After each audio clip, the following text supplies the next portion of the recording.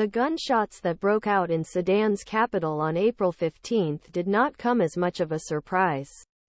Pittsburgh-based gastroenterologist Mohamed Eisa, who returned to Sudan, bury his father.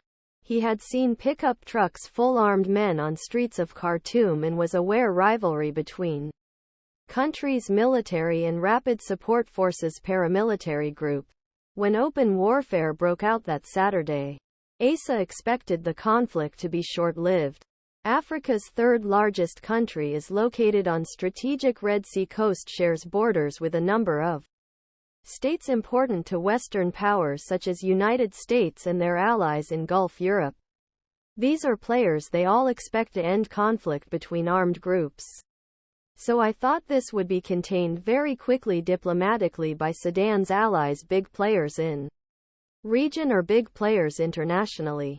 United States, European Union, Eisa recalled. The conflict between RSF and Sudanese armed forces has now been going on for 8 months with no end in sight, killing thousands of people and creating what United Nations says is world's largest human displacement crisis. Beyond trapping civilians and destroying infrastructure in a country already struggling with high rates of poverty, international observers accused both sides of committing war crimes. Evidence is also emerging that RSF and its allies are massacring members of an African ethnic group in West Darfur, potentially repeating the genocide there 2 decades ago. For Sudanese diaspora, conflict between two military factions is one of the latest harrowing events for a country that just a few years ago appeared on path to recovery from decades of dictatorship. In 2019, despotic President Omar al-Bashir was overthrown by security forces after months of street protests.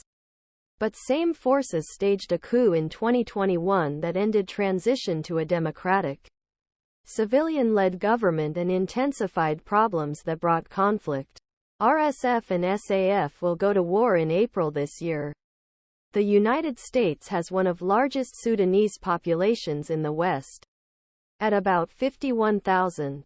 According to Migration Policy Institute, the UK Office for National Statistics estimates that 35,000 people born in Sudan live in Britain. No one expected this. 7 million people have fled their homes. Estimated 12,190 have been killed since conflict began in April, according to the United Nations and Armed Conflict Location Event Data Project, a Wisconsin-based crisis mapping group. Even this is likely an underestimate because many areas of conflict are inaccessible to independent observers. Earlier this month, the World Food Programme warned that war-torn regions could face catastrophic hunger by next May, unless more food aid arrives. Sudan has been plagued with civil wars virtually since its independence in 1956.